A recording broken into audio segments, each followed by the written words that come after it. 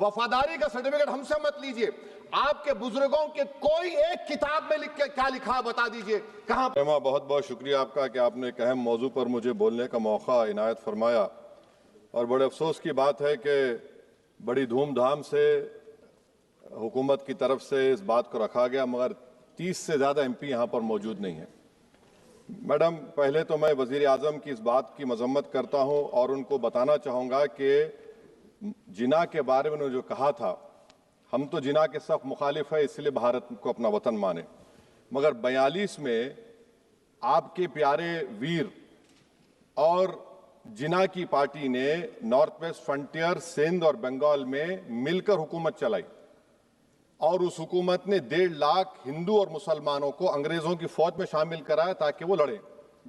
तो किसी शायर ने अच्छा कहा था वजीर आजम के बारे में कि फरेब देकर जमाने को पारसा ना बनिए, इन्हें कहो कि वो बंदा बने खुदा ना बने, अमीर शहर यही चाहता या हजरत कि हमारी चीख गले में रहे सदा ना बने। दूसरी बात मैडम, हमारे वजीर दिफा जनाब राजनाथ सिंह साहब ने बड़ा ही अजीब व गरीब और तकलीफ दे बात कही उम्मुल मोमिनीन के बारे में और उम्मुल किताब के बारे में। उम्मुल मोमिनीन उनको कहते हैं जो हमारे प्रॉफिट मोहम्मद सल्लल्लाहु अलैहि वसल्लम की वाइफ हैं।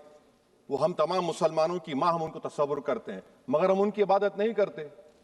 हम अपनी माँ की इबादत नहीं करते। उम्मुल किताब कुरान है, हम कुरान की इबादत नहीं करते। कुरान अल्लाह का भिजावा कलाम है। तो उसके बारे में भी शायर ने अच्छा कहा कि खबर नहीं जिन्हें अपने दीन व मजहब की, हमें वो दीन का मतलब सिखाने निकले हैं। अहम बात यह है कि मैडम, हमारे मुल्क का आइन क्या इस लफ्ज से आगाज होता है, वी द पीपल। इसका आगाज भारत माता के नाम से नहीं होता है। हमारे संविधान का जो प्रियम्बल है वो क्या कहता है? Liberty of thought, expression, belief, faith and worship. अगर दस्तूर का ये पहला सफा ये बात करता है तो फिर कैसे किसी शहरी को किसी खुदा, देवी, देवता की इबादत करने पर या सजदा करने पर मजबूर किया जा सकता है? आप ही की पार्टी से आज की जो बातें हुई है इसी का बोल रही हैं। हमारे कॉन्स्टिट्यूंट असेंबली में मैडम एक मोहतरमा थी रोहिणी कुमार चौधरी ने एक तजवीज़ दी थी कि प्रियम्बल में किसी देवी के नाम से शुरू हो। उन्होंने खास तौर से वंदे मातरम का जिक्र किया, मगर उसको कबूल नहीं किया गया। फिर KV कामत साहब ने एक तजवीज़ दी कि इट्स सिटीजन्स को बदलकर हर सिटीजन्स किया जाए और खुदा के नाम से शुरू किया जाए, वो तरमीम को मुस्तरद कर दिया गया। हमारे संविधान का उसूल यह है कि भारत क्या है, उसकी अवाम है, अवामी कानून की मुसन्निफ है, अवाम की मर्जी से सबसे बालातर है, अवामी हाकिम है। मुल्क किसी खुदा, देवी, देवता, मजहबी इलामत के नाम से नहीं चलता, ना मुल्क किसी एक मजहब की मिल्कियत है। इसीलिए बाबा साहब अम्बेडकर ने क्या कहा था? उन्होंने मदर इंडिया के नजरिए को मुस्तरद किया। बाबा साहब ने एक नई इस्तिलाह वजह कर दी और कहा कि भैक्षित भारत, ये बाबा साहब अम्बेडकर ने कहा। अब मैडम, अगर मजहबी आजादी इस आइन का बुनियादी उसूल है तो सवाल ये पैदा होता है कि उस वक्त हमारे जो कॉन्स्टिट्यूंट असेंबली के प्रेसिडेंट थे जनाब राजेंद्र प्रसाद साहब ने किस बुनियाद पर वंदे मातरम को कौमी तराना करार दिया? ना तो कोई सेक्यूर रेजोल्यूशन है इसके बारे में। मैडम, मैं आपको बताना चाहूंगा कि जुडिशरी क्या कहती है। बीजू इमैनुअल केस है 1986 का, जिसमें जिहोवा विटनेस ने कहा कि मैं नेशनल एंथम के वक्त खड़े रहूंगी, पढ़ूंगी नहीं। सुप्रीम कोर्ट ने कहा कि उसने कोई गुनाह नहीं किया। वहीं एक 2017 का केस है अश्विनी उपाध्याय का केस सुप्रीम कोर्ट का, उन्हें कहा गाइडलाइंस दिए जाएं वंदे मातरम पर, सुप्रीम कोर्ट ने नहीं कह दिया। फिर आप आ जाइए madam, prevention of insult act national 1971, इसमें नेशनल सॉन्ग नहीं है, सिर्फ नेशनल एम्बलम और आपका नेशनल एंथम है। फिर आप आ जाइए 40th अमेंडमेंट आर्टिकल 51 है, 76 में पास हुआ, उसमें भी इसका कोई जिक्र नहीं है। मैडम, मैं आपके सामने बताना चाहूंगा कि हमारा भारत एक इसका मजमुआ क्या है। इसमें हिंदू है, मुसलमान है, सिख है, ईसाई है, जैन है, एथिस्ट है, मेहनतकश है, किसान, गरीब, मजलूम और दलित है। मगर अगर जो तकारीर आज हमने यहाँ पर सुनी और बाहर जो सुनते हैं, अगर भारत को देवी कहने और उसके आगे सजदा करने, तो दरअसल कौम परस्ती को, वतन से मोहब्बत को मजहब में तब्दील कर रहे, और फिर यहाँ पर बोल रहे कि अगर भारत में रहना है तो वंदे मातरम गाना पड़ेगा। भाई, ये तो संविधान के खिलाफ है, सुप्रीम कोर्ट के जजमेंट के खिलाफ है। अगर वंदे मातरम मैडम कौमियत का मियार है तो फिर सवाल ये है कि हजरत मोहानी की कौमियत क्या थी जिसने इनकलाब जिंदाबाद का नारा दिया? अगर यूसुफ मेहर अली ने quit India, Simon go back का नारा दिया तो उसकी कौमियत क्या थी? अगर हैदराबाद से मौलवी अलाउद्दीन जो मक्का मस्जिद का पहला मुजरिम है काला पानी में, और तूबेबाज खान जो मारकर लाश को लटका दिया गया था हैदराबाद में 8 दिन तक, उसकी कौमियत क्या थी? अगर इनायतुल्लाह काफी जो जिहाद का फतवा अंग्रेजों के खिलाफ दिया मुरादाबाद में, जब उनको 2 दिन में फांसी की सजा दी गई, और जब फांसी की सजा के ओर जा रहे हैं तो इनायतुल्लाह मौलाना काफी की जबान पर क्या था? वो रसूलुल्लाह हमारे प्रॉफिट की नात पढ़ रहे थे। क्या पढ़ रहे थे? कोई गुल बाकी रहेगा ना चमन रह जाएगा, पर रसूलुल्लाह का दीन हसन रह जाएगा। तो उनकी कौमियत क्या थी? माल्टा की जेल में महमूदुल हसन, हुसैन अहमद मदनी 6 महीने माल्टा की जेल की ग्राउंड में पड़े रहे, उनकी कौमियत क्या थी? अल्लामा फजल खैराबादी का वो सल काला पानी का पुकार पुकार कर इनसे पूछ रहा है, जो वहीं पर मर गए, खबर वहां पर है, बताओ मेरी कौमियत क्या थी? मैडम, मैं एक मुसलमान हूं, मैं इस्लाम को मानने वाला बावकार इंसान हूं, और मेरे मजहब की बुनियादी तालीम तौहीद है, ला इलाहा इल्लल्लाह, नहीं है कोई खुदा सिवा अल्लाह के। और कुरान में अल्लाह क्या बोल रहा? इय्याका नाबुदु इय्याका नस्तईन, तुम मेरी इबादत करो, मुझे मानो। मुझे कहां से मिल रहा? आर्टिकल 25 से मिल रहा है। मुझे कहां से मिल रहा है? Liberty of thought, expression, belief, faith and worship से मिल रहा है। तो इसको जोड़ना ये बहुत ही खतरनाक होगा।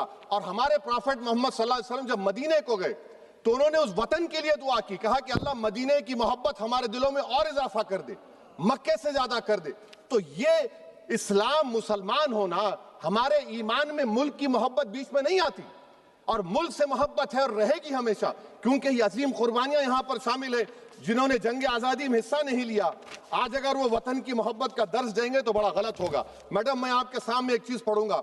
1937 रविंद्रनाथ टैगोर ने लेटर लिखा सुभाष चंद्र बोस को, मैं सिर्फ किसी ने नहीं पढ़ा ये। क्या कहा टैगोर साहब ने? But parliament is a place of union for all religious groups and there the song cannot be appropriate. When Bengali Muslims show sign of stubborn fanatism, we regard it intolerable. When we too copy them and make unreasonable demands, it will be self-defeating. ये मैं इसको ले करूंगा madam, आप देख लीजिए। फिर दूसरी तरफ मैडम आप आ जाइए, मैं यहाँ पर बैठकर, हाँ, जितने तकारीर यहाँ पर हुए सब जनगण मन पर तनकीद किए, तो मैडम मुझे ये कहना पड़ेगा कि जनगण मन पर आप लोग इतनी तकलीफ क्यों उठा रहे हैं? आखिर इतनी तकलीफ क्यों है?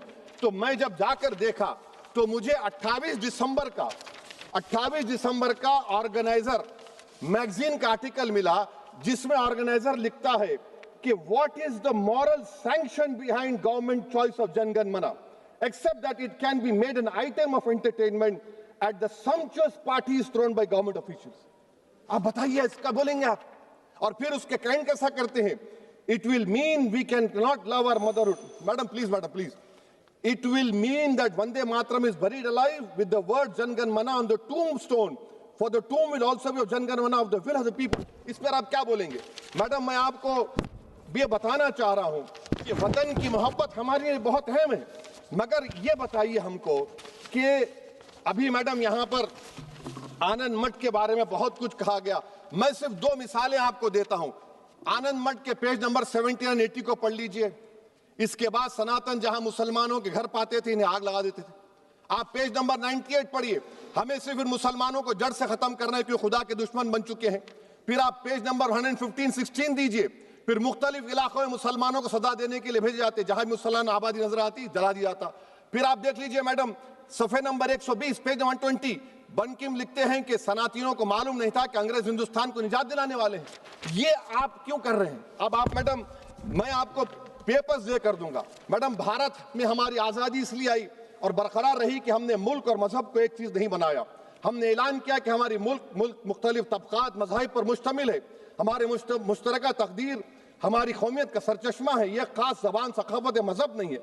अगर वंदे मातरम का मतन कौम और मजहब को एक बना देता है, अगर हम इसे टेस्ट बनाते हैं वफादारी का, तो फिर मान लीजिए कि यह गांधी, अंबेडकर, टैगोर, बोस और लाखों आजादी के सिपाहियों की सोच को छोड़कर गोडसे की सोच की हिंदू कौमी परस्ताना, मैडम खत्म कर रहा हूं, कौमी हिंदू कौम परस्ताना को अख्तियार करेंगे।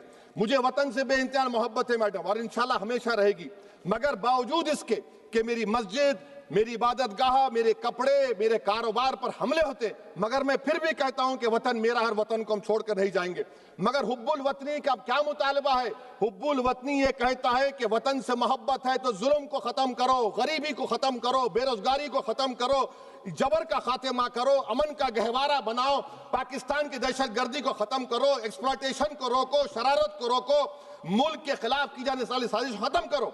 मैडम, भारत एक चमन है जहां पर हर फूल को खिलना चाहिए, और अगर कोई इस फूल के अगर पूरे फूल खिलेंगे तो उसकी खुशबू से ये वतन मुअत्तर होगा, मगर अगर इस चमन का माली ये कहेगा कि एक ही फूल खिलेगा, तो मैं जिम्मेदारी के साथ कह रहा हूं, अगर एक ही फूल खिलेगा तो वो सहरा बन जाएगा और माली माली नहीं रहेगा, वो जल्लाद कहलाएगा। तो इसीलिए मैडम, हम उम्मीद करते हैं कि हुकूमत इस पर जोर जबर ना करे। मेरा राइट है, यकीनन मैं जानता हूं कि आजादी के लड़ाई में वंदे मातरम का नारा था, मगर अगर आप इसको जबर करेंगे तो ये संविधान के खिलाफ है। वफादारी का सर्टिफिकेट हमसे मत लीजिए मैडम, खत्म कर रहा हूं, वफादारी का सर्टिफिकेट हमसे मत लीजिए।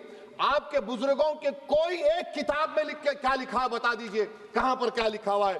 तो मैं मैडम, मैं इस शेर पर अपनी बात को खत्म कर रहा हूं मैडम, मैं इस शेर पर अपनी बात को खत्म कर रहा हूं मैडम, मैं अपनी बात को खत्म कर देता हूं मैडम, क्योंकि आप बहुत जल्दी में हैं।